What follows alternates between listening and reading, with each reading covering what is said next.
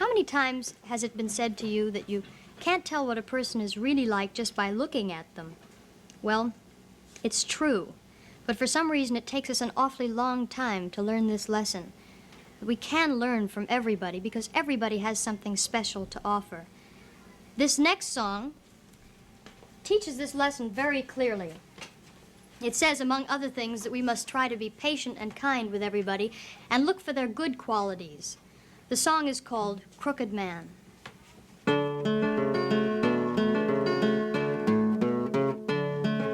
met a crooked man who walked a crooked mile, found a crooked sixpence against a crooked stile, bought a crooked kitten that caught a crooked mouse, and together they lived happily in a little crooked house.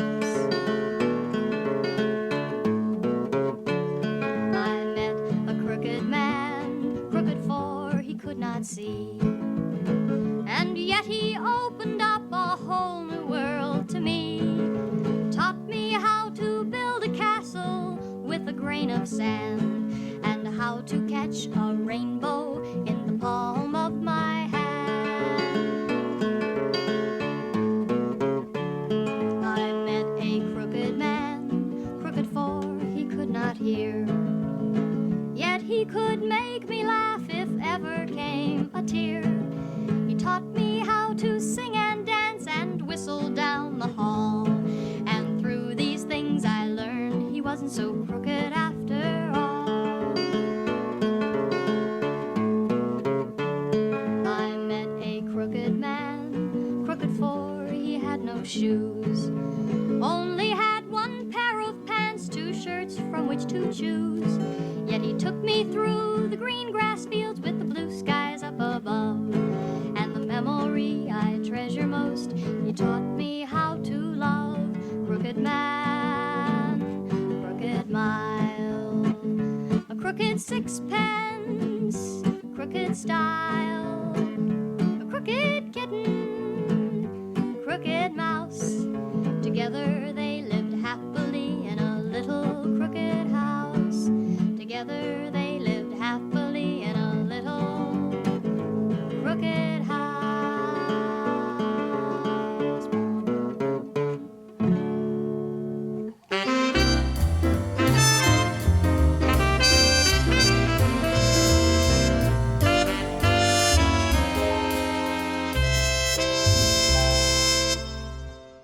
I am very excited today because we have an amazing woman here. She is deeply, I wrote this down, deep, stunning, extremely talented,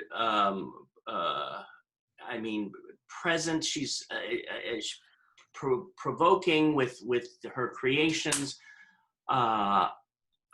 Tracy. I can't wait to hear about her. I know. Oh my God. Tracy Newman. Oh my God. Hi. Hi. Kathy Buckley sort of said something like that too. It's like, who? Hi. How you doing? Well, I'm actually, this is not that different from my regular life, this lockdown. Yeah. I generally spend a lot of time sitting right here, so. Right. I love, by the way, your background is gorgeous to have all those. Oh, all my guitars. I know.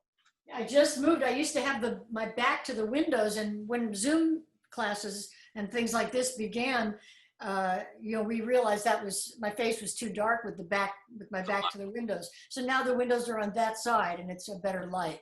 Right. And that's why these are here, because randomly that's where they were. Yeah.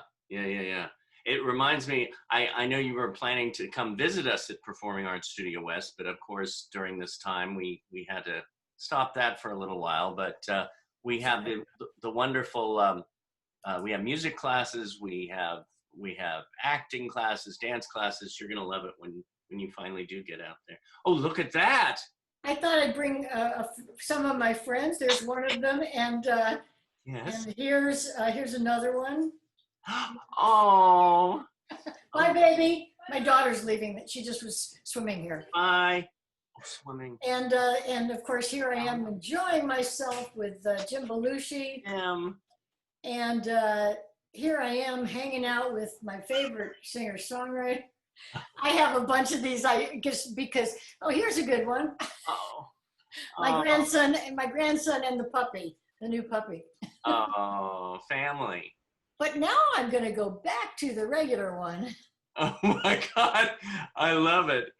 And now I was going, wait a minute, is that fake too? Oh, that one's real. You can tell because my head is normal. You know, in those virtual backgrounds, the fake ones, you know, the green screen ones, it's like your head goes in and out. It's weird. Right. Green screen is a better word because they're not fake. They're full of love. And, yes. You know, I came to see your show. I mean, first of all. Which show? I think it was in Venice one night. And the Talking Stick. I think it was a Talking Stick. I have not forgotten that show. I think it was 2 years. No, I think it was like, oh my God, 3 or 4. If my band was with me, it had to be about 5 years ago, 4 or 5 years ago. Well, definitely, I think it was 4, maybe it was 5 years. But it was such an evening that I won't forget because it was like so full of joy. And every time I've seen you and met you, you just have this smile that makes other people smile. And it's so joyful and inviting. And your work shows the love and positivity that's in your heart. So thank you very much. You know, I'm glad to know that you remember a show. I mean, it's been a while, you know. No, I'm serious, especially with my band. Yeah. You know, I disbanded my band about 5 years ago, and one of the members recently passed away, and that was a big thing. Yeah. Well, I know it really did. I mean, I remember there's certain shows and concerts throughout my life. I remember it's like my first concert at the Circle Star Theater, Sergio Mendes in Brazil, '66. Yeah, that must have been very exciting. It was fun. Were you able to dance? I don't know if I danced at that time. I was just in awe, sitting there with my mom and dad and watching. Oh my God, what is this? It's a concert. You know, that's great. That kind of thing. So you started playing guitar at 14. Yeah. You know, I'm very old. Oh, please. So I was around when folk music kind of started becoming a craze through the Kingston Trio, probably more than anything else. I was involved a little before the Kingston Trio as a teenager, you know, a young teenager, because I had relatives like cousins who were playing banjo and guitar. And that's really what inspired me. But then when the Kingston Trio hit, the reason, I mean, anybody who wants to learn beginning guitar, if you listen to the Kingston Trio and you kind of like that music, most of those songs are 2 or 3 chords, and you can be playing them. I mean, if you're dedicated, you can be playing them in a day. Yeah. You know, I mean, Tom Dooley, which was one of the songs I used to play, is 2 chords. Yeah. You know, it's literally this. Yeah. Here, I'll take this thing off. It's literally, can you see? Yeah. It's literally this. If you sing it in E, this is the key of E. And this. Hang down your head, Tom Dooley, hang down your head and cry. Or if you sing it here, hang down your head, Tom Dooley, hang down your head and cry. Whatever key you decide to sing it in, it's 2 chords, that's it. And so that was a hit, that was a #1 song back then. Wow. Yeah. Everybody was learning that song. And we had a pool, and I would sit on the diving board away from the family, away from everybody, and practice that. Because, you know, you practice, you learn something like that, and you're going, I'll sing it.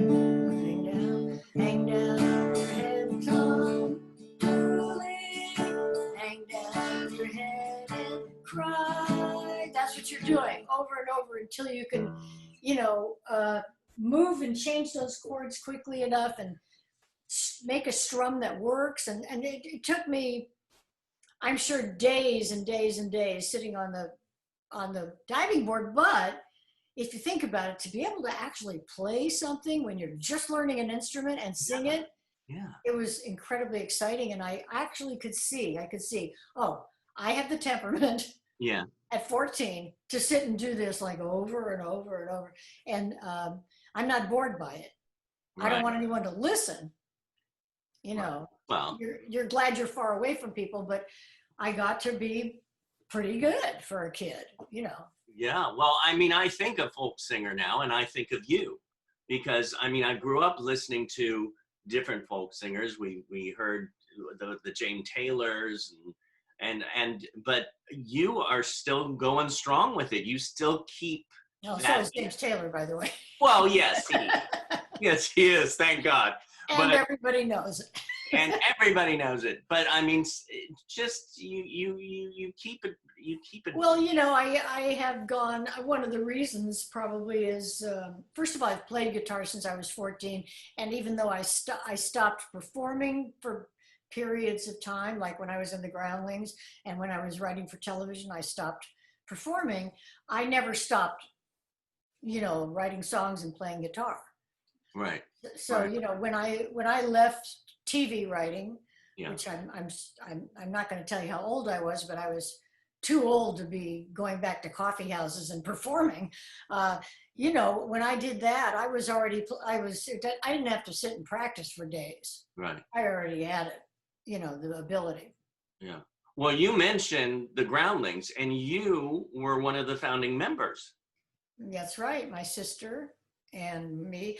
Actually, you know, there were people who taught and we also performed, but Gary Austin, it came from a class, you know, just a workshop. Yeah.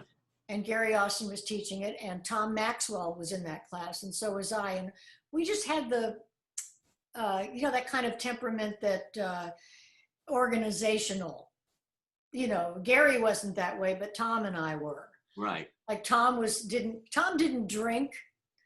All of us, everybody else was drinking and partying all the time, but Tom didn't drink. So that you needed somebody who was rigid, you know, in the sense that they would be at the theater, wherever it was, at 9 o'clock in the morning and open the doors. Right. Tom, really, I mean, the success of the Groundlings is probably because of Tom, because he was the person that literally had the discipline Right. to be there every day. If people had, the phone was ringing, Tom was there to answer it. If people wanted to join, they dealt with Tom, because, you know, it wasn't me or Gary. I mean, I was out there drinking too, but I was teaching, and I was teaching song improv there, even though I had never done it before. You know, we started with just this desire. Just to jump on in. About it, yeah. I mean, I had seen song improv at the Improv in New York in 1965. Right. I'd seen Robert Klein doing it and a couple of other people. And I played guitar, and I understood how you did it. So I just started teaching it, and I was the guitar player for it. And then a better guitar player joined, and he was the guitar player for it. And then a better musician, you know, joined, and he became the musical director, because I don't know how to read music, so, you know. Right. Well, I mean, you know, just started with passion. Right. Well, some of the best singers and musicians don't know how to read. You know. They don't, you know, and they'll all say, you know, I never learned, but most of them, as their careers went on, either they learn or they wish they had learned. Not everybody. I'm sure there are some who are glad and who don't care. Mm-hmm. But, you know, you can make a living in music if you're not a star, if you can read music. Yeah. In other words, if you have mad skills on the guitar and you can read music, you can be a session musician.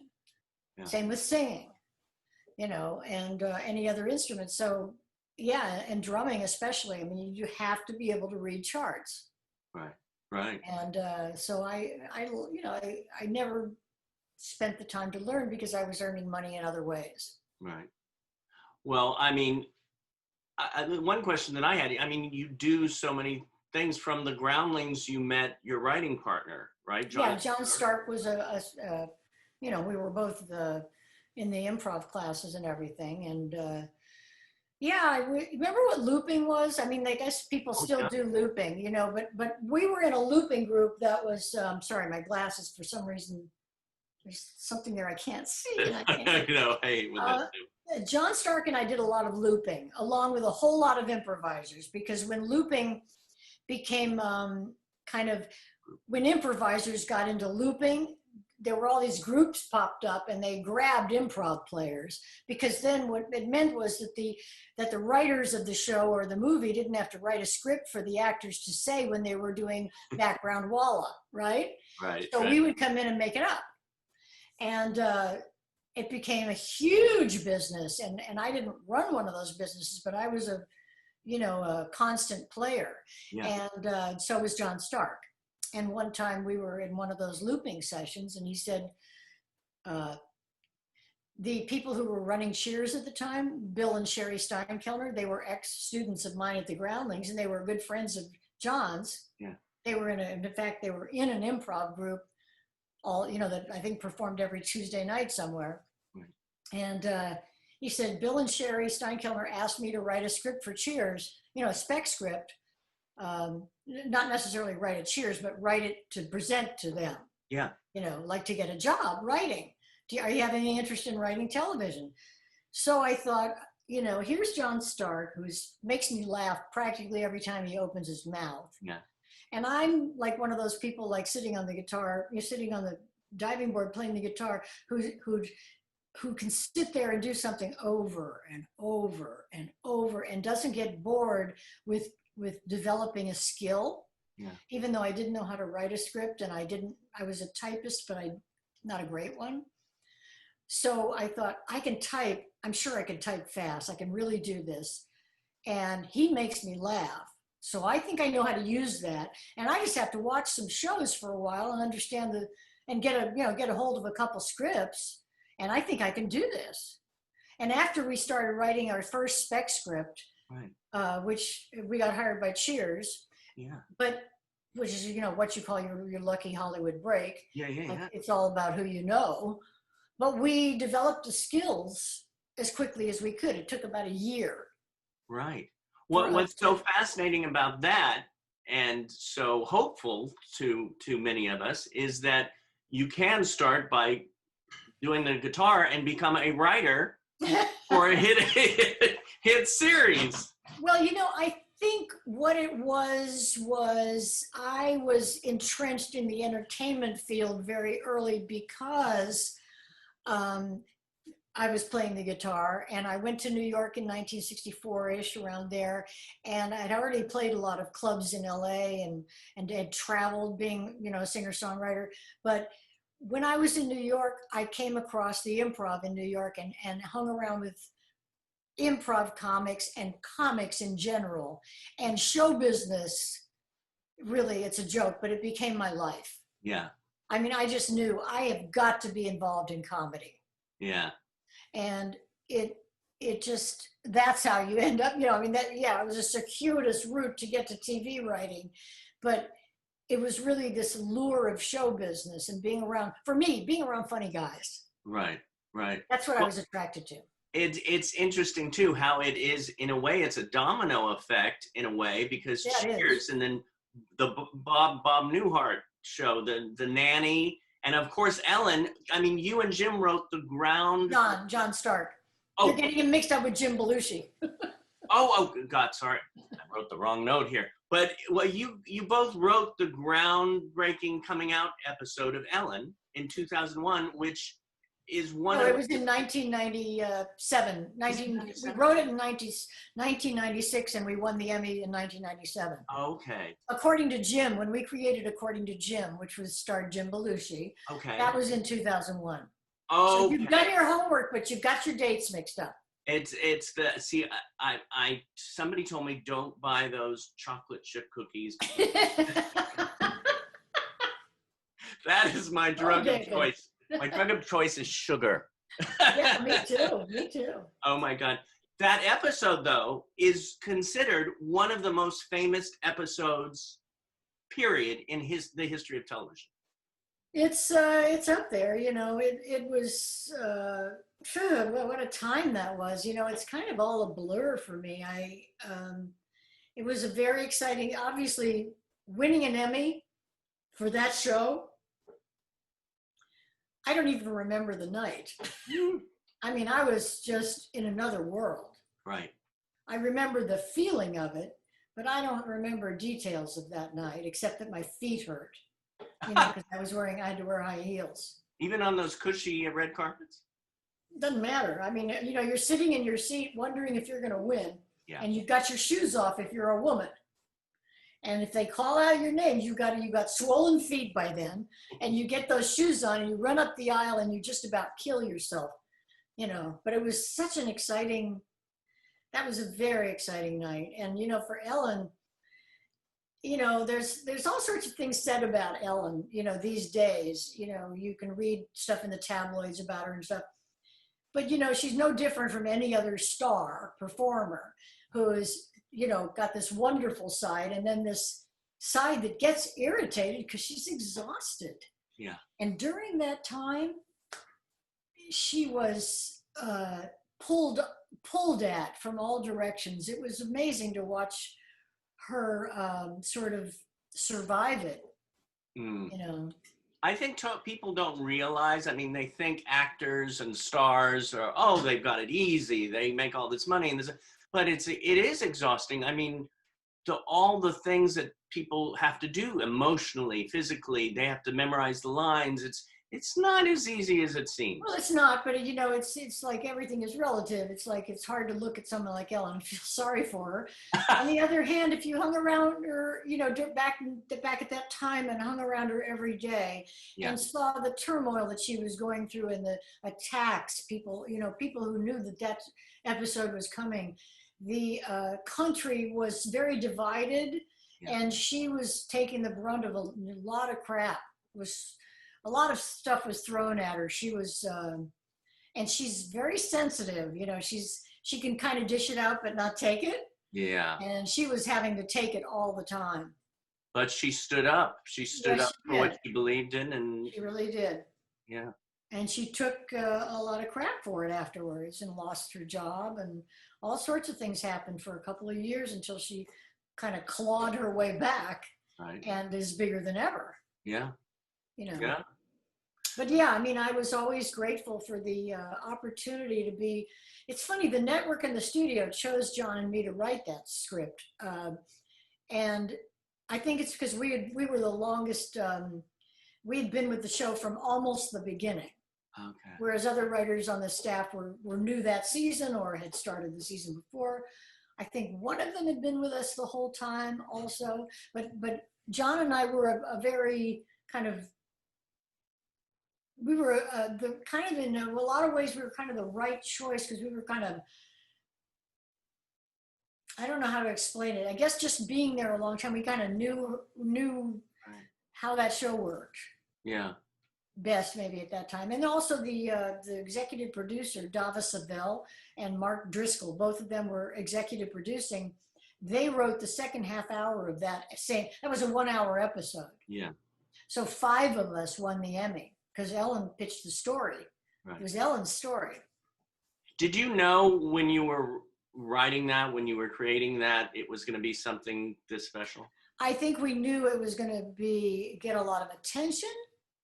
My partner and I were always worried that because we were taking this leap of, sort of taking a chance with our careers, you have a career going. Yeah. And this is a choice. We could have said, choose somebody else. We don't really want to be under the spotlight like that. Our career had been going along beautifully. We were getting more and more money and better jobs. This is the kind of job that you get where you can take a huge leap or you can be destroyed. Because the critics could have destroyed us. Yeah. And we had 3 months to write that script. The Ellen Show let us take that time off. So a script is 22 minutes, David. Yeah. So we had 3 months to write 22 minutes that were funny and told the story that Ellen pitched to us. Yeah. Usually you have 3 hours or 3 days? Well, no, you have sometimes 2 weeks. You have sometimes one night. It can be all sorts of different things, but this was the ideal situation. They really coddled us. Yeah. And, we were like these star performers that were being, fed the best food and massaged every night. I'm exaggerating, obviously, but we were treated very, very well.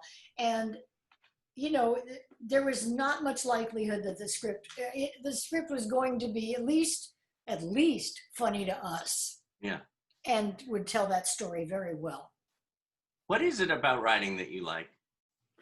Um, well, like is stretching it. Mm. Let's see. I don't usually like staring at the empty page. Most people will say that it's daunting, and Ah, uh, I like the empty page when I have no pressure, I guess, but I may not get it done. yeah. You know, I like rewriting. I think what I like is rewriting. I feel that there's a structure, more of a structure to rewriting, and I feel safer rewriting, a little more security, and yet there's a certain freedom, and in you've got your structure, and now you're doing jokes, and you're just rearranging. It's like maybe like a crossword puzzle. You're just rearranging things and finding exactly the right. I don't know. Maybe that's the wrong example. No, But I liked it. I pictured the crossword puzzle being open and all the pieces flowing out, sort of like an improv. You well, don't, that's like a jigsaw puzzle. right? And then you Yeah. start putting it together. Yeah, I mean, it's like a jigsaw puzzle too, and a crossword puzzle. Yeah. Crossword puzzle is like, oh, this word's going to come down here, but it's got to fit with that word, and Right. so there might be 10 words that mean the same thing, but it's only this one has 5 letters and has that one letter in the middle that go. It's like, but it's fun to do it if you enjoy that, and I do. Yeah. Yeah. And I loved working with John Yeah. because John made me laugh. So, we'd be going along and say, we realized it was time for a joke, and he'd just say something that would kill me, or sometimes, rarely, but sometimes I would come up with the joke and he would be laughing, and that always felt really good. It's amazing when you find that other creative partner that you could just. It's create. amazing. It's an amazing feeling. And, socially, we had no life together. Yeah. Together. I mean, like I was married, he was dating somebody. We had nothing to talk about except for the work. Wow. So we would get together at 8 o'clock in the morning and finish at 12 noon, 4 hours. Yeah. Straight work, no talking. And we did that even when we were in development and everything. We'd see other writers sitting we were at Disney, and there's like Goofy and Mickey Way or whatever it is, those streets. And they'd be sitting at these benches smoking cigars, sitting there at 2 o'clock in the afternoon. They just got to work, and now they're going to go in and work. And I was thinking, we're like about to go have lunch, and we're going to, we're leaving for the day. Yeah. And we've we've been in the mines all morning, so, and those people got their work done that way. That's fine for them, but I couldn't do that. Yeah. Yeah. And now, you wrote songs with John as well? No, any song. I did write songs for TV shows we were doing, and no, I always did those by myself. I was very sneaky about it because I had my guitar in my office, and the minute I saw that there was a place for a song, possibly, I would run into my office and write it very fast because I knew exactly what they needed. Yeah. And sometimes somebody else would write it and bring it to me for the music. I'd give it to the script to the music supervisor. It'd be recorded, it was done, nobody else could compete. How could they compete? Right. Like writers out there that aren't on the show are presenting things to the music supervisor, but they don't know what we need. And you knew exactly from the I would know exactly. And that once I quit TV and tried to get songs on shows, though, forget it. I was in the same boat as everybody else and still am. Even knowing people, it doesn't matter. Yeah. Unless you're in the room, you just don't really know what they need. You're lucky if you get a song on a show. I'm not talking about ambient music. Yeah. I'm talking about, well, they need they're in a movie theater complex, and he's taking his children to a show, and they need, every time they open a door, they need to hear a jingle or something coming out from a child's movie. And then they open another door and they have to hear something from, a teenage movie, something coming out. And even though some of that might be considered ambient, you wanted some of it to be very specific. Yeah. I knew what they needed. Yeah. Yeah. I was I went onto your website, which is wonderful, and I was going through all the different doors. I was listening. You have a Place in the Sun CD, and the coloring book for children. Unfortunately, we only did one coloring book. We have a lot of coloring pages still from all the other CDs, but the coloring book, my daughter did it, and it's just so. It's so important to me. I wish it could have afforded to do that with every CD, but it's an expensive proposition. But I love that I still have a bunch of them here too. Right. Well, do you sell them on your website or? I don't know. I have somebody else running that. So Got yeah, it. I don't know what they do. I mean, you have to, the company now is called Run Along Home for children's stuff. And they do have coloring pages on there. And if you go to runalonghome.com, which is runalonghome.com, you know, you'll find all my kids stuff. And then the adult stuff is at tracynewman.com. Yeah. Yeah. Okay. Okay. You go to my fun stuff. I don't know what they. Well, I went to the artist experience as well. Oh, artist entrance. Entrance. God, I can't read. See, No, you know, unless you sit and really pay attention to what's going on there. Yeah. It's like a backstage view. Yeah. Of some of these songwriters. You know what inspired them to write certain songs. And it's, you know, I wasn't able to keep it up because I used the talking stick to shoot it, and then the talking stick closed. I was getting it free. Right. Right. Well, that is to listen to those. It's just like, okay, I craving me some Tracy Newman. Yeah. What I was going to ask you is, there used to be a on the menu, a thing called Fun Stuff, and it was a video of me on Johnny Carson and a video of me on, at the Emmys, you know, winning the Emmy. Right. And it's just, and a little short film I was involved with that was on SNL, which was like so exciting for us at the time, like 1975 or 76. Was that when you were on with your sister? Well, I never was on, you know, Lorraine was a regular. Only thing I had anything to do with SNL other than she's my sister and she was in the Groundlings. Yeah. And that's where they discovered her, is this little film called Dave's Party.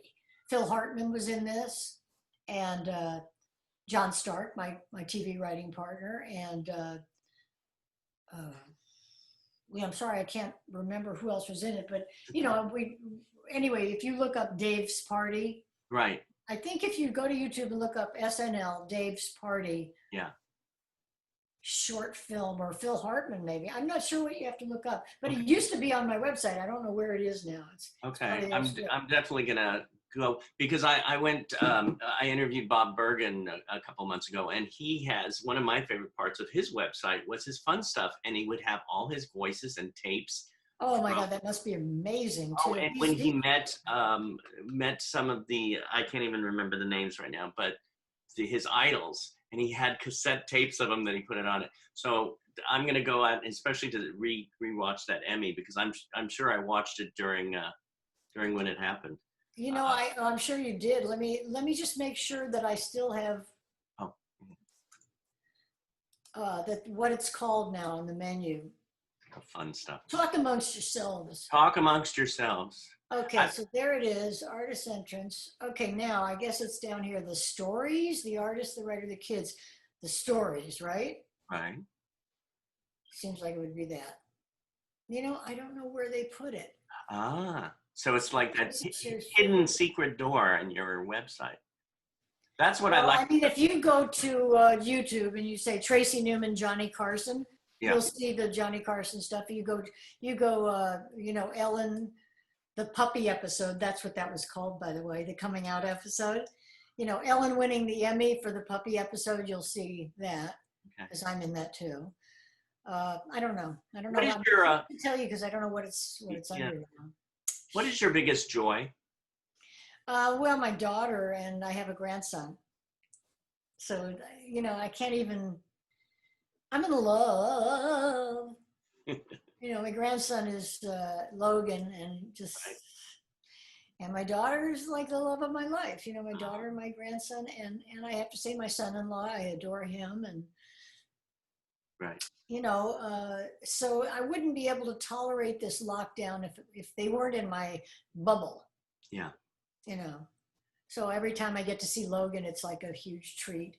And also I'm really enjoying teaching, you know, co-teaching, because it's really John that's doing most of the teaching, but being back in that world a little bit of TV writing, it's kind of, I mean, it's not the TV writing world, but, you know, dealing with sitcoms and and that's again, it's knowledge, and I forget what I know, you know. Got it. And that's again at the Groundlings you're teaching at? It's, if you go to the Groundlings website, you'll see, well, it's actually, it was sold out pretty quickly and there's a waiting list. So if we do it again, I don't know if, it's like you'd have to get on the waiting, if you wanted to do it. Yeah. I don't know how much it costs. It might be $350 for 10 things or 8 things or 9. I don't know what the details are right now. Yeah. I'm sure they'll set something that'll be a regular thing. Yeah. Because this is the first one. But you know, I'm just Tracy Newman, Jonathan Stark, TV sitcom writing at the Groundlings. Ooh, oh, Charlotte just wrote to me and it looks like there's an image. It's a picture of Logan and his friend. Oh my God. Oh, family. So, I can't give it to you because they don't like me to post pictures of him. I understand. You know, they think everyone's going to take him. Yeah. Wow. Yeah. Thank you so much. And thank you for wearing your scarf because I said, I have to get one too. Yep, made you look good. I know. Got your scarf on. Except, you know, both of us actually, well, no, I'm okay because I'm up against a black chair, but you're up against this black thing behind you and the scarf is close to the color of it. Oh, right. So it's smart to get a contrast. You're right on that. Oh, that's nice. I can't do that. See, here's what I can do though. What can you do? I can cut off my head. Watch. Oh my God. Oh! So you do magic too.